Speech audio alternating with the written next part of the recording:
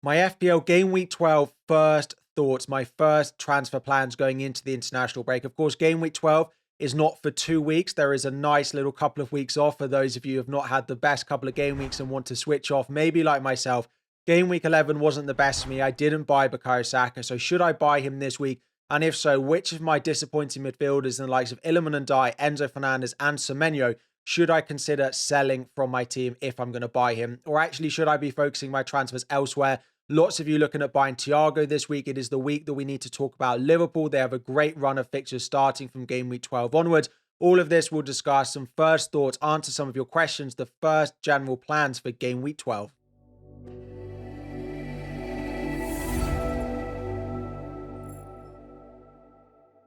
What is up, everyone? FPL Harry here. Before we dive in, 2,000 likes is the aim, and subscribe if you are new to the channel. Now, the first thing that I'm sure you're going to ask is, Harry, I've never seen you wear a cap and you are now recording a video in one. Now, I do often wear one, but I don't often record a video in one, but I've been wearing it all day and I get very bad hat hair that if I was to take this off and record a video like that for the whole thing, I think I'd get even more comments. So I'm going to keep the cap on, and if it doesn't look good, you'll never see me in one again. The next thing is I'm recording at halftime of Manchester City versus Liverpool. It's currently 2-0 to Manchester City over Liverpool. Now, I know this has very big implications for our thoughts in terms of FPL. So if there is anything that happens in the second half that is very significant for that game from a Liverpool point of view in particular, then I will add a clip of me updating it and talking about it now. But if not, and we continue on for the rest of the video, then it's continued to be a comfortable Manchester City win, which is what we've really seen in the first half, despite the fact that Haaland did miss a penalty as my captain. Now,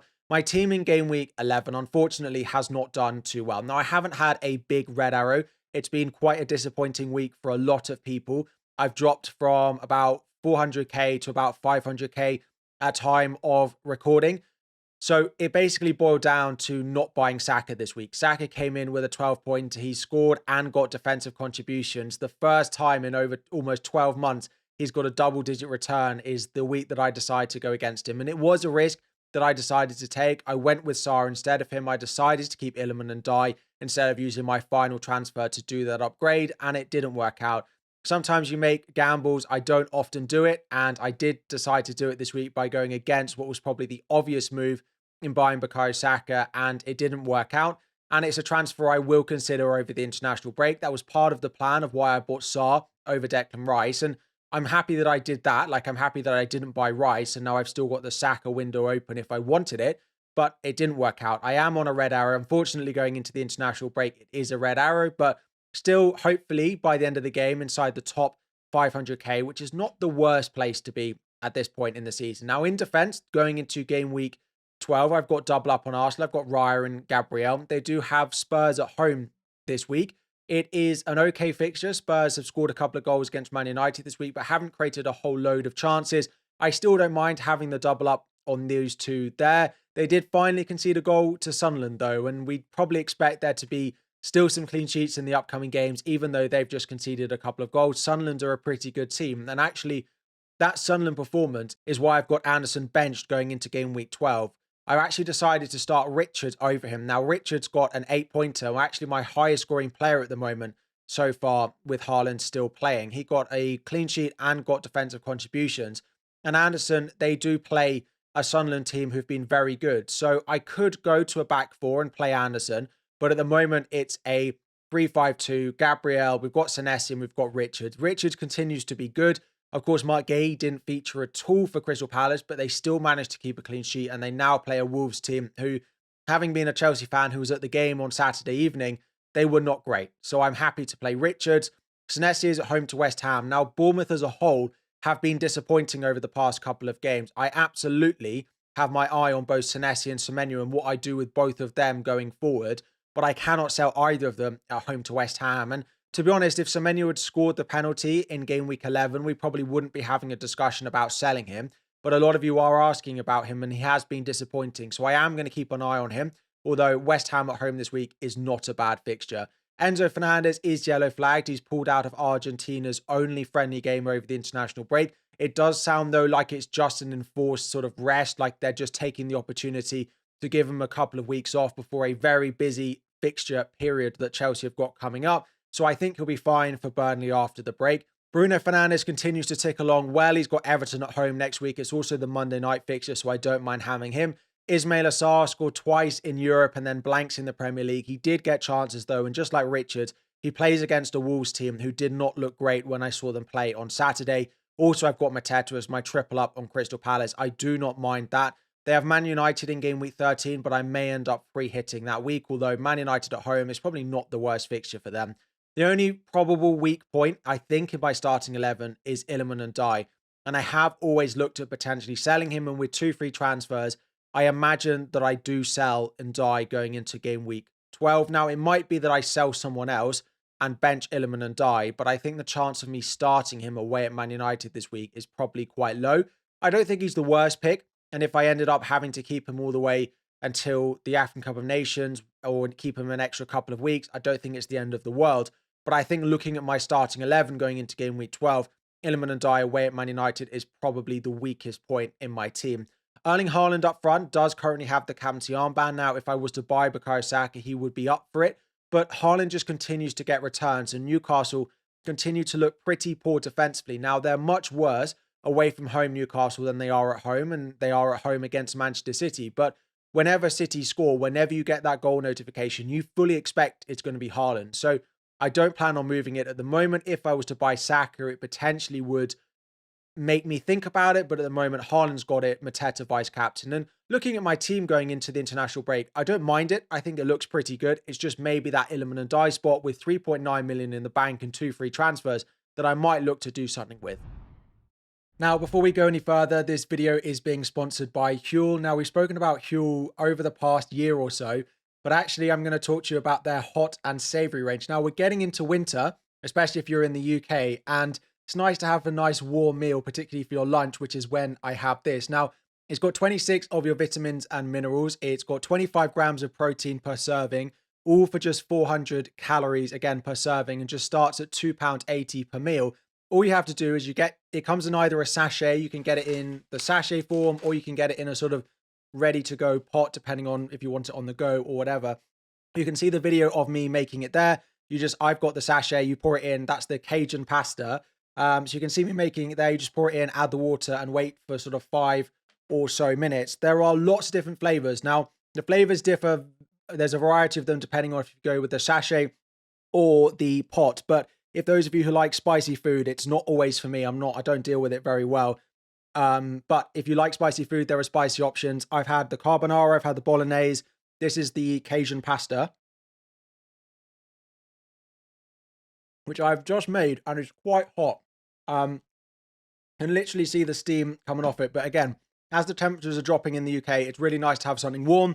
So if you tried the normal Huel and you want to try something a little bit different, you can check it out. Use the code Harry2025 at checkout. Use the link on the screen or use the link in the description if you want to go and check it out. Again, lots of different flavors depending on what type of thing you like. Check it out and let's get back to the video. So given it's the international break, a little bit of just future planning with my team, and we'll talk about transfers. So in game week 12, my team looks like this, like we just saw. I would probably play Anderson on the bench with Richard starting. Predicted points would say I should probably play Anderson, but based on what I've seen from Fulham and Sunderland, from Crystal Palace and Wolves, I think playing Richards would make sense. So Iliman and Dye is the lowest predicted point scorer in my team apart from Richards, but my lowest scoring out of all my attackers. So it would make sense if I'm going to use a transfer to sell him. Of course, he is going to go to the African Cup of Nations in game week 16, game week 17, so I'm going to have to sell him eventually. Now, in terms of replacements, Bukayo Saka is probably the most obvious at 10.4, so I have the money to do it. I've got a little bit of wiggle room if there was a potential early price change over the international break for Saka. There are a couple of others that I look at though, so I could go to Brian and Burmo. Now, there are lots of questions, Harry, about why do you keep saying don't buy players going away to the African Cup of Nations when you get 6 transfers there? I don't think it's a bad idea to buy them. You can still buy in Burmo, you can still buy Saar.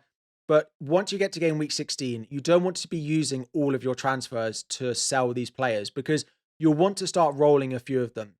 Over the Christmas period, when there's lots of matches, potential for injuries, potential for rotation, it's useful to have a lot of transfers banked, and keeping those 5 frees will be very beneficial to you. But also from game week 20 to 25, when we start to get ideas of blanks and doubles, having the flexibility to move around your squad will also be very beneficial. So not using all of the 5 is probably the best way to go. Now, using 1 or 2 is probably what most of us will do. Maybe 3 transfers to try and restructure, buy a couple of players that we like is absolutely fine.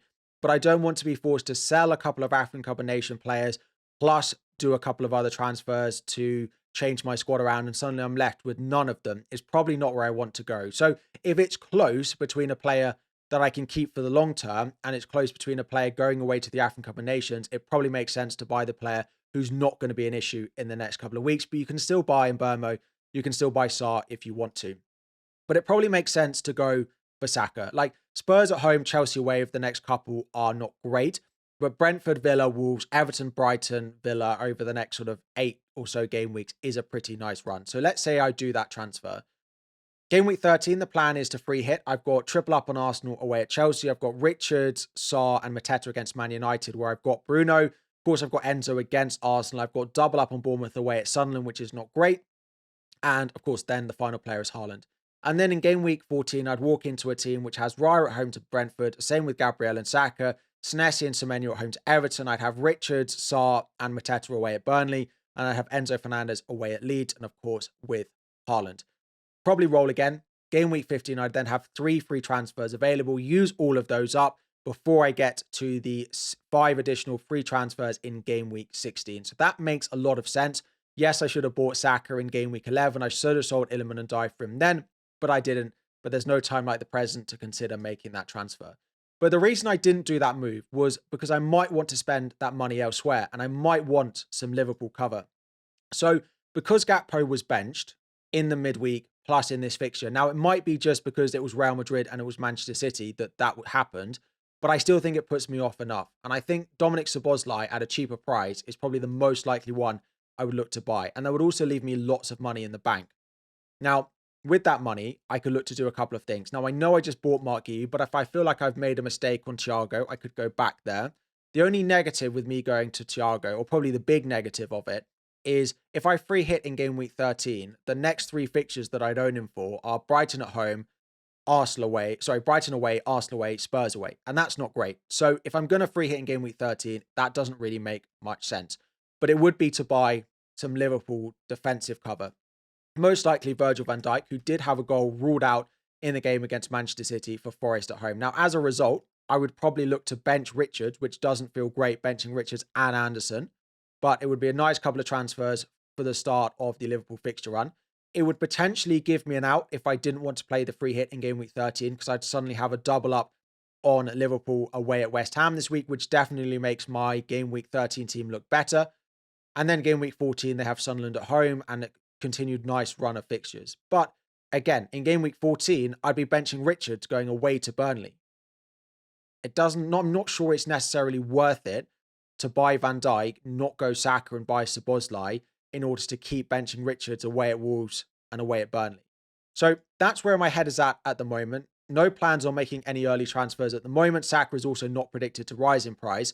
I just think, as much as I would like Van Dijk, buying a Liverpool defender in order to bench in order to bench Richards is probably not the best way to go. And I should probably just spend the money on either Saka or in Burmo, but because Burmo is going away to the African Cup of Nations and I already own Bruno, going to Saka is probably the most sensible transfer for me. I know I'm a week late on it though. So now just to answer some of your specific questions going into game week 12 as the early parts of the international break. With Pope and Burn, if you've got Newcastle players, so Pope apparently was subbed with concussion, so he may well be back for game week 12. Concussion protocols would mean he probably is back for game week 12, unless there is setbacks like we've seen with Alderete over the past couple of weeks at Sunderland. But if you still want to sell him, of course you could go up to Raya, have a look at Alisson if he is back. He is rumoured to be back after the international break, or you come down to someone cheaper, probably like a Sanchez of Chelsea. Burn, on the other hand, is also suspended. Now, you are probably going to bench him against Manchester City anyway, so you might also just want to leave him on your bench and keep him, because their fixtures from sort of game week 14 onwards also look quite nice, so maybe that's not the end of the world. But if you are looking to sell, Crystal Palace also remain up at the top of the list, along with Arsenal. And if not, going to the likes of Virgil van Dijk or Konate now is probably the best place to go. Looking at Liverpool, where are the best players to go? I don't think I am going to be freeing up money to go for Mo Salah. I just don't think he's worth the high price tag at the moment. Dominic Szoboszlai and Virgil van Dijk are the two I'm looking at. With Alexander Isak nearing a return, it's difficult to go for Ekitike. Elsewhere in the defence, the fullbacks are not really worth it. Konate, Van Dijk, and Szoboszlai are probably the ones I'm going to go with because Wirtz and Gakpo, their minutes don't feel secure enough. Is Semenyo a sell after a blank and a penalty missed? Now, I would say if he'd have scored that penalty, we probably wouldn't be answering this question, but I don't think it is. I don't think this is the week to sell him. West Ham at home is still a good fixture. I would be keeping him probably for the next few games, which still look pretty good. For Bournemouth, similar if you've got Senesi. Now, from about game week 15 onwards, the fixtures do start to get worse, and we will consider selling both of these despite how good they've been so far this season, especially after a poor performance where they lost 4-0 to Aston Villa today. But I would be keeping them for the next few games. Is Thiago a better option than the 6 to 7 million midfielders? I don't think he's definitely better, but I do think he should be in the conversation. Now, as I said in my transfer plan section, Brighton away, Burnley at home, Arsenal away, Spurs away in the next 4 games is not great, especially if you're going to free hit in game week 13. So if that is your plan to free hit that week, I would still look at some of those other midfielders. But from game week 16 onwards, where their fixtures do look nice, he's on penalties, he's their main goal threat, he should definitely be considered, and maybe I should have just bought him this week. Enzo Fernandez has blanked the past couple of games. He has been very unlucky not to get a return, though. He's taking some set pieces. He's probably still on penalties if Palmer's not on the pitch. His open play threat is not bad. He created a couple of big chances. I still like him as a pick. If he's back, keeping him for Burnley away feels like a no-brainer. If you want to sell him after that, when the fixtures get a little bit worse, starting with Arsenal in game week 13, is probably not a bad option, but I would still keep him with Burnley, and I do expect he'll be available. Then having a look at Arsenal. Where is my preferred triple up on Arsenal at the moment? And I think I would go Gabriel, Calafiori, and Saka if I was on wildcard at the moment. Calafiori just slightly cheaper than Timber. I don't think there's that much to pick between those two. Probably would go with them over David Raya, given David Raya has risen up in price so much, but David Raya is still not a bad pick. And I would go with Saka. He's on some set pieces, and his open play threat means it's worth going with him over Declan Rice. And I don't actually think, looking at my team as an example, the reason I'm considering buying Saka is because I don't think there's anywhere else that I really want to spend the money. If there were lots of other good premium players getting lots of good points at the moment, it probably wouldn't be worth spending 10 million on him. But right now, there aren't very many other players to spend your big money on, so I probably would go Saka. And the final question is, when can you stop buying players going away to the African combination? So we've discussed this quite a lot already. I would say game week 12, if you want to buy one of them, is absolutely fine. Game week 13 is maybe the last week that I consider doing it. And game week 14, you are probably too late. Even if they have good short-term fixtures, it still feels too short-term to be buying them at such short notice. So game week 12 is fine. Game week 13, you're probably okay if you think you can get a lot of points out of them. And game week 14 is too late. So just going back to my team before we wrap up, the real obvious transfer, I think, is Iliman Ndiaye up to Saka. I should have done it in game week 11 and I didn't. And I got punished for it with Saka getting a 12-pointer. But it wasn't the best game week for me. So I'm going to do my best to have a couple of days off over the international break. But I will produce a wildcard video for all of you considering playing the chip over the international break. I will make sure I do that before I switch off. And then we'll probably have no videos until maybe Sunday next week or Monday early into the second week of the international break. But as I said, it's really a debate on, do I want to spend the money on going Saka over Iliman Ndiaye, or do I want to start investing in Liverpool, like buying Virgil van Dijk, like buying Dominic Szoboszlai, like looking up front, maybe going to an Ekitike, although I don't love that, or do I want to try and get a third forward in the likes of Thiago and not go for Saka? Is Saka worth the sacrifice on all the other positions? I didn't want to make the decision last week, and it's basically what I have to decide over the international break. Anyway, that is my team. Any questions you have, drop it all in the comment section down below. Hopefully lots of time to answer some of those over the next couple of days. So if I don't answer it straight away, do click back on the video in a couple of days and see if I've answered your question if you want it. Thank you all so much for watching. 2,000 likes is the aim. Subscribe if you are new, and I'll be back again very soon.